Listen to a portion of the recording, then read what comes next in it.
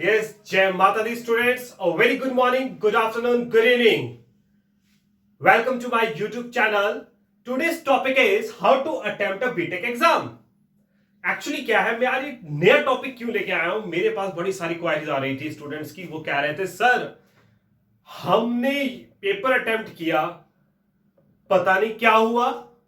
मतलब क्या हुआ का मतलब, वो कहते सर या तो मार्क्स आए, लेट्स सपोज की 40 पासिंग मार्क्स है, कहते हैं सर 35 30 हम तो अटेम्प्ट करके आए थे 80 का 90 का, और मार्क्स इतने आ रहे हैं 40 45 मैक्सिमम, उससे आगे हम बढ़ ही नहीं पा रहे। तो मैं आज आपके लिए इसका सॉल्यूशन लेके आया हूं, और प्रॉब्लम कहां है वो भी आपको बताऊंगा। एक्चुअली प्रॉब्लम कोई यूनिवर्सिटी में नहीं है, कोई चेकिंग में नहीं है, प्रॉब्लम है हमारे अंदर प्रॉब्लम है कि हम पेपर को अटेम्प्ट ठीक से नहीं करते एक्चुअल में। ठीक है, तो आज मैं क्वेरीज को रिमूव करता हूं। कैसे होगा देखो, हमारे पास 3 आवर्स का एग्जाम होता है। ओके, आप सब करते क्या हो, आप सब करते हो कि 9 to 12 टाइमिंग के अंदर 8:50 पर तो नहीं जाते हैं 9:10 9:05 ऐसे ही होता है। क्यों कहते हैं सर लास्ट मोमेंट है, थोड़ा सा हम पढ़ ले, शायद इसलिए काम आ जाएगा।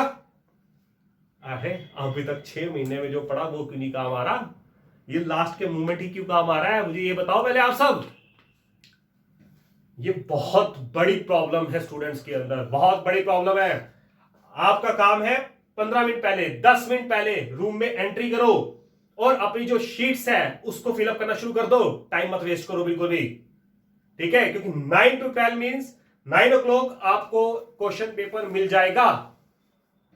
ओके, जैसे ही आपको पेपर मिला तो सबसे बड़ी प्रॉब्लम क्या आती है स्टूडेंट्स के अंदर, पहले तो पेपर देखते ही दूसरों की शक्ल देखते हैं,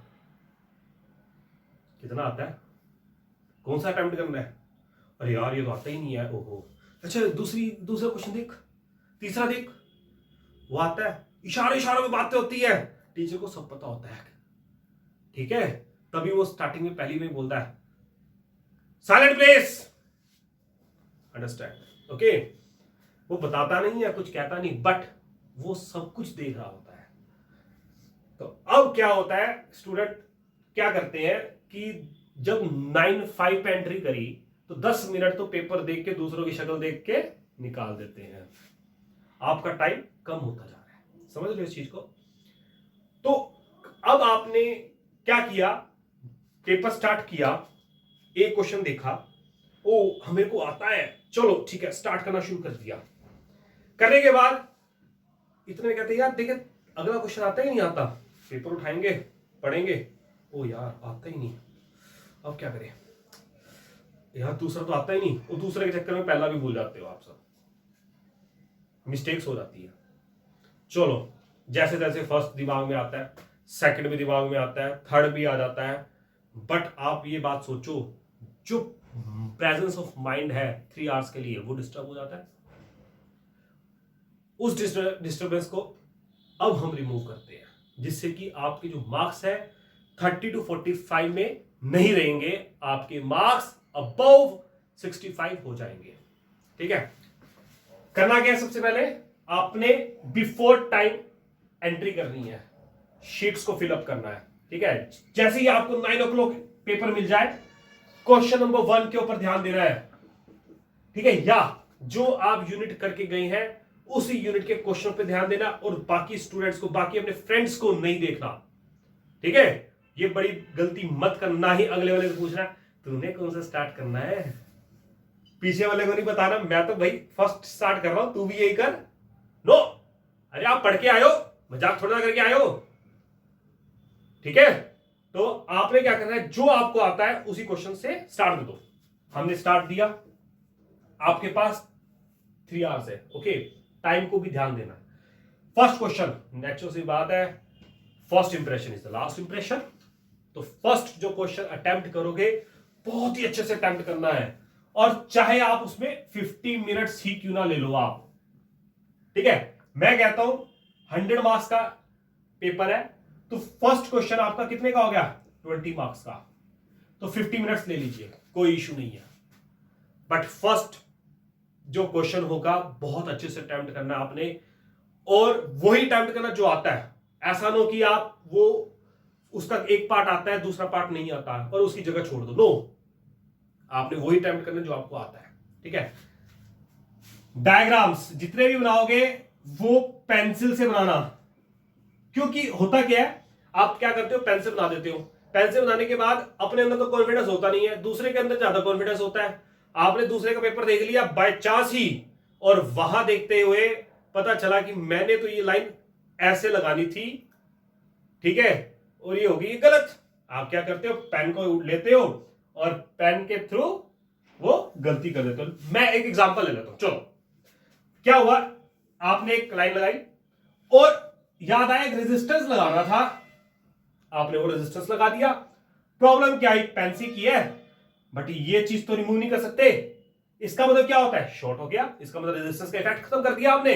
प्रॉब्लम तो ये आ गई, आपने कहा चल कोई बात नहीं, क्या हो गया, टीचर ने कौन सा देखना है, अरे उसका ध्यान ही यहीं जा रहा होगा। जैसे ये चीज बनाई आपने, इट मींस खत्म, गलत, सब गलत। ठीक है, तो इस चीज पे ध्यान देना आप सब। तो अगर आप पेंसिल से बनाते तो एटलीस्ट आप रब करके आप सेम चीज बना सकते थे। बात करी हमने कि किसी और के देखने की, अब नेचुरल सी बात है, किसी और का देख भी लिया तब भी आप कटिंग करना शुरू कर दोगे। कटिंग करोगे तो वो बैड इंप्रेशन आपका चला जाएगा। ठीक है, तो इसीलिए आपने पेंसिल से बनाने हैं हर एक डायग्राम, और ध्यान रखना है। क्लियर। सेकंड चीज, जो भी टेम्पटेशन करोगे पॉइंट्स में करना। ठीक है, ऐसा ना हो कि पैराग्राफ, पैराग्राफ को मतलब समझते हो, पैराग्राफ को मतलब है लाइक दैट, अटेम्प्ट करे जा रहे हो, पूरी शीट भर दी।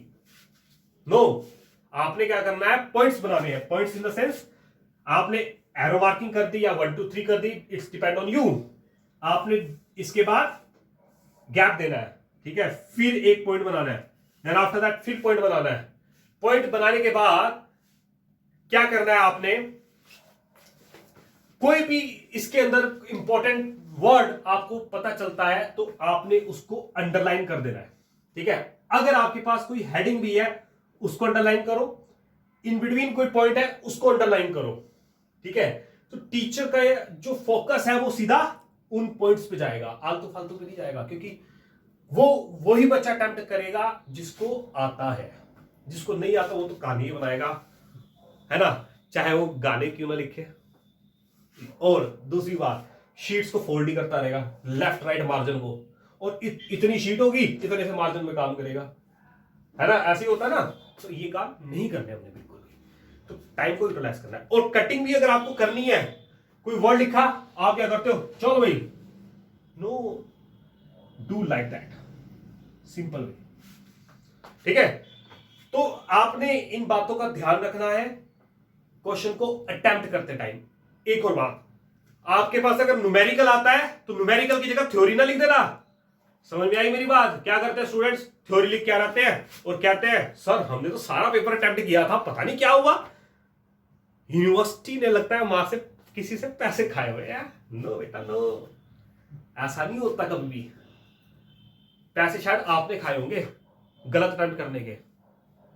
किसके, पेरेंट्स के। शर्म करो थोड़ी सी। ठीक है,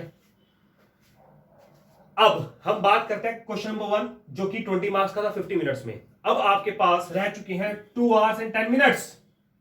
ठीक है, क्वेश्चन नंबर 2, क्वेश्चन नंबर 2 मैं कहता हूं 40 मिनट्स का टारगेट बनाओ कि मेरे को 40 मिनट्स में कंप्लीट करना है।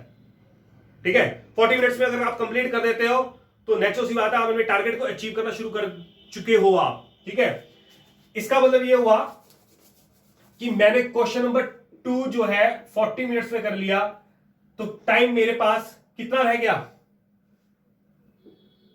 1 hour and 30 minutes। Half time हम खत्म कर चुके हैं 2 क्वेश्चंस के अंदर में। इट मींस 40 मार्क्स का अटेम्प्ट किया है। अभी 40 मार्क्स है, मैं नहीं कहता कि 40 में से 40 आ जाएंगे, नो, हम मान के चलते हैं 40 में से भी 30 आएंगे, अभी तो हमारी पासिंग नहीं हुई। ठीक है, अब आपके पास 1.5 घंटा रह चुका है। इस 1.5 घंटे में आपने क्या करना है। ठीक है, क्वेश्चन नंबर 3 जब आप शुरू करोगे तो टारगेट लेके चलो, ठीक है, कि मेरे को अगेन 40 मिनट्स में ये कंप्लीट करना है, ठीक है। तो जैसे आप 40 मिनट्स में इसको कंप्लीट कर दोगे तो आपके पास टाइम कितना रह जाएगा, कितना रह जाएगा, 50 मिनट्स ओनली, और अटेम्प्ट कितने हो जाएंगे, 60 मार्क्स का, ठीक है। चलो 50 मिनट्स, इसको 10 मिनट्स और ले लेते हैं, कोई ऐसा इशू नहीं है, हम ले लेते हैं 40 मिनट्स ही रह गए हमारे पास, ठीक है। एट लीस्ट ये तो सेटिस्फेक्शन होगी ना कि हमने 2 आवर्स 20 मिनट्स में 60 मार्क्स का अटेम्प्ट किया है, और एटलीस्ट 60 में से 40 आ जाएंगे, ठीक है। और जिनका पैटर्न 75 का है वो सोचेंगे कि 30 तो आ जाएंगे एटलीस्ट, ठीक है। ध्यान देना इस चीज को। और बात आती है नंबर ऑफ शीट्स की। आपके पास लिमिटेड शीट्स होती हैं, कोई एक्स्ट्रा नहीं होती। कुरुक्षेत्र यूनिवर्सिटी के एग्जाम्स के अंदर 36 पेजेस होते हैं। 36 के अंदर आपने फर्स्ट क्वेश्चन को 8 पेजेस देने हैं, सेकंड को भी 8 पेजेस देने हैं। मतलब ये मैक्स मिनिमम रिक्वायरमेंट है आपकी, आपको अचीव करना है क्वेश्चन को देखते हुए। समझ में आई मेरी बात? क्वेश्चन को देखते हुए आपने उस चीज को अचीव करना है, और उसके अंदर वर्डिंग्स वही लिखनी है जो क्वेश्चन के रिलेटेड हो, एक्स्ट्रा नहीं लिखनी। पूछा जाए हरियाणा के बारे में और आप बता रहे हो तमिलनाडु के बारे में, ये कौन सा तरीका हुआ? समझ में आ रही है बात? आपको समझ में आ रही है कि नहीं?